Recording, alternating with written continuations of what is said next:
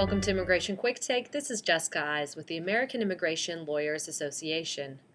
Now that Congress has temporarily resolved its latest budget fight, President Obama has said he plans to make a renewed push on immigration, one of his top domestic priorities.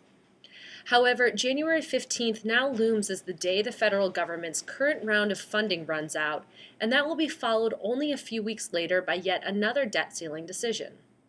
Additionally, lawmakers will be turning their attention to the 2014 elections and may become less willing to take a stand on divisive social issues.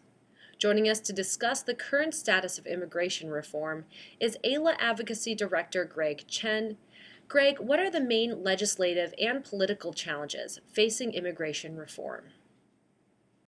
In the middle of October, the two main challenges that face us are time. There just isn't that much time left in this calendar year to get anything done on the agenda. Secondly, it's the inaction by House leaders to put immigration reform on the agenda. We have 5 bills that have passed out of committees, and those have yet to be moved to the House floor. Do you have hope that some sort of reform bill will be enacted this year? Well, last week we saw on Wednesday that the shutdown of the government was ended, and we had a bill that got passed through the House and the Senate, moving things forward, or at least kicking the can down the road on the debt ceiling and the budget. One important thing that gives me hope is that we have a window of time for the next few months until January 15th when Congress doesn't have to deal with those issues and can turn back to important reform questions such as immigration. President Obama has already said last week that he wants to move immigration, so that's an important plug for the issue, again, rising it up to the level of high importance for the president. Two other things to think about. One is that there is a majority in the House that supports immigration reform when you put together both Democrats and Republicans. Another issue is that the Hastert Rule, the rule that has been thrown out there saying that the Republicans will only pass a bill that has a majority of its own party in support of it.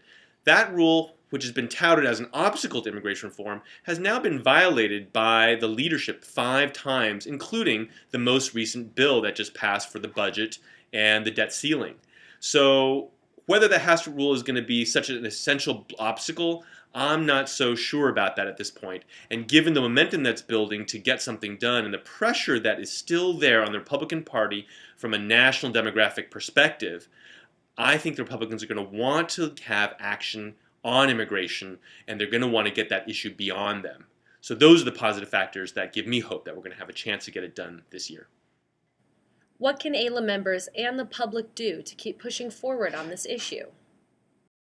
So the most important thing that you can do now is to re-energize your efforts to contact House members in particular, and within that group, Republicans. Tell them why immigration reform is so important and needs to get done now. Explain how your business clients, how your family clients, and others who are affected by the broken system are being affected every day by not having reform get done.